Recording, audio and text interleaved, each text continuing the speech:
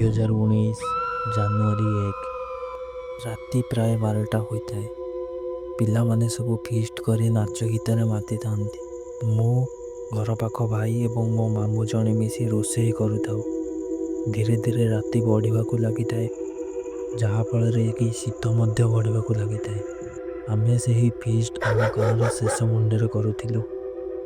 ଧୀରେ ଧୀରେ ଶୀତ ବଢ଼ିବା କାରଣରୁ ସବୁ ପିଲାମାନେ ମାଇକ୍ ବନ୍ଦ କରି ଚୁଲି ପାଖରେ ଆସି ଘେରେଇ ହୋଇ ବସି ପଡ଼ିଥିଲେ। ସେ ରାତି ଥିଲା ଆମ ପାଇଁ ଗୋଟେ ଭୟଙ୍କର ରାତି, କାରଣ ସେତେବେଳେ ଆମ ଗାଁରେ ଗୋଟିଏ ବହୁତ ହି ଭୟଙ୍କର ଘଟଣା ଘଟିଥିଲା। ସେହି ଘଟଣାକୁ ଶୁଣିଲେ ଆପଣମାନଙ୍କର ଲୋମ ମଧ୍ୟ ଟାଙ୍କୁଳି ହେଇଯିବ। ତ ଚାଲନ୍ତୁ ସେହି ବିଷୟରେ କିଛି ଆଲୋଚନା କରିବା। ସେହି ସମୟରେ ଗୋଟିଏ ଝିଅ ତା'ର ୟଙ୍ଗ ଏଜ୍ରେ ସୁଇସାଇଡ଼୍ କରିଥିଲା ଏବଂ ସେହି ଭୟରେ ଗାଁରେ ଲୋକମାନେ ସନ୍ଧ୍ୟା 7ଟା ପୂର୍ବରୁ ଘରୁ ବାହାରୁ ନଥିଲେ। କିନ୍ତୁ ଆମେମାନେ ଫିଷ୍ଟରେ ବ୍ୟସ୍ତ ରହି ସେ ସବୁକୁ ଭୁଲି ଯାଇଥିଲୁ। ତାପରେ ଆମେ ରୋଷେଇର ମଧ୍ୟ ଜଲ୍ଦି ଜଲ୍ଦି କାର୍ଯ୍ୟ କରୁଥିଲୁ, କାରଣ ରାତି ବଢ଼ିବାକୁ ଲାଗୁଥିଲା ଏବଂ ଥଣ୍ଡା ମଧ୍ୟ ଆହୁରି ବଢ଼ି ବଢ଼ି ଚାଲିଥିଲା। ଆମେ ଫିଷ୍ଟ ସାରି ଖାଇଲା ବେଳକୁ ପ୍ରାୟ 1:30 ହୋଇଯାଇଥିଲା। ଖାଇସାରି ଆମେ ବାସନ ଧୋଇବାକୁ 4 ଜଣ ଗଲୁ ଏବଂ ବାକି ସବୁ ପିଲା ଯିଏ ଯାହାର ଘରକୁ ଗଲେ। ଆମେ ଠିକ୍ ବାସନ ମାଜୁଥିବା ସମୟରେ ହଠାତ୍ ଏକ ଅଜବ ସାଉଣ୍ଡ ଆମକୁ ଶୁଣାଗଲା, ଯାହାଫଳରେ କି ମୁଁ ଏବଂ ମୋ 3 ଜଣ ସାଥୀ ବହୁତ ଡରି ଯାଇଥିଲୁ। ଆମେ ସେ ସାଉଣ୍ଡକୁ ଅଣଦେଖା କରି ଆମ କାମରେ ଲାଗି ପଡ଼ିଲୁ, କାରଣ ଆମକୁ ଜଲ୍ଦି କାମ ସାରି ଘରକୁ ଯିବାର ଥିଲା, କାରଣ ସେହି ସମୟଟି ଆମ ଗାଁରେ କିଛି ଭଲ ଚାଲୁନଥିଲା ଏବଂ ସେମିତିରେ ବି ରାତି ବହୁତ ବଢ଼ିଯାଇଥିଲା। ତ ମୁଁ ସବୁ ପିଲାମାନଙ୍କୁ କହିଲି, ତମେ ସେହି ସବୁକୁ ଅଣଦେଖା କର ଏବଂ ନିଜ କାମରେ ଲାଗିଯାଅ। ତାକୁ ଅଣଦେଖା କରି ଆମେ ପ୍ରାୟ ଅଧଘଣ୍ଟା ଭିତରେ ବାସନ ମଜାମଜି କରି ଘରକୁ ବାହାରିଥିଲୁ। ଆଉ ଠିକ୍ ସେହି ସମୟରେ ଆମ ଗାଁରୁ ହଠାତ୍ ଲାଇନ୍ କଟି ଯାଇଥିଲା।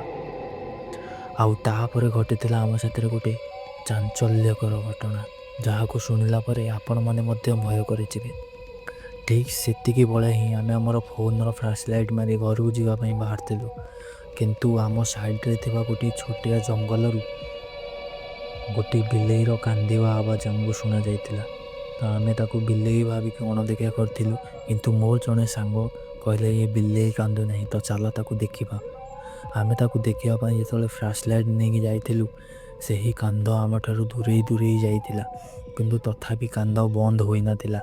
ସେହି କାନ୍ଦଟି ଧୀରେ ଧୀରେ ବିଲେଇ କାନ୍ଦ ଠାରୁ ମଣିଷ କାନ୍ଦ ଭଳିଆ ଶୁଣିବାକୁ ଲାଗିଲା, ଯାହାଫଳରେ କି ଆମେ ବହୁତ ଡରି ଯାଇଥିଲୁ। ସେଠୁ କେମିତି ଆସିବୁ ତା'ର ବାଟ ଖୋଜୁଥିଲୁ। ବହୁତ କଷ୍ଟରେ ସେଠୁ ଫେରିକି ଆସିଲୁ। ଫେରିକି ଆସିଲା ପରେ ଏମିତି ଘଟଣା ବହୁତ ଲୋକଙ୍କ ସାଥିରେ ହେଲା। ଆମ ଗାଁର ବହୁତ ଲୋକଙ୍କ ସାଥିରେ ଏହିଭଳି ଘଟଣା ଘଟିଲା। ତାପରେ ଗୋଟେ ରାତିରେ ସବୁ ଗାଁ ଲୋକ ବସି ଗୋଟେ ଫାଇନାଲ୍ କଲେ ଯେ ତାନ୍ତ୍ରିକକୁ ଡାକି ଇଏ କ'ଣ ହେଉଛି ତା ବିଷୟରେ ଜାଣିବା ପାଇଁ। ତା ପରଦିନ ସକାଳେ ତାନ୍ତ୍ରିକକୁ ଡକାଗଲା ଏବଂ ତାନ୍ତ୍ରିକ କହିଲା, ତମ ଗାଁରେ ଗୋଟେ ସେହି ଝିଅର ଅତୃପ୍ତ ଆତ୍ମା ବୋଲି ଘୁରି ବୁଲୁଛି। ତାକୁ ରୋକିବା ପାଇଁ ହେଲେ ଆମକୁ ଗୋଟେ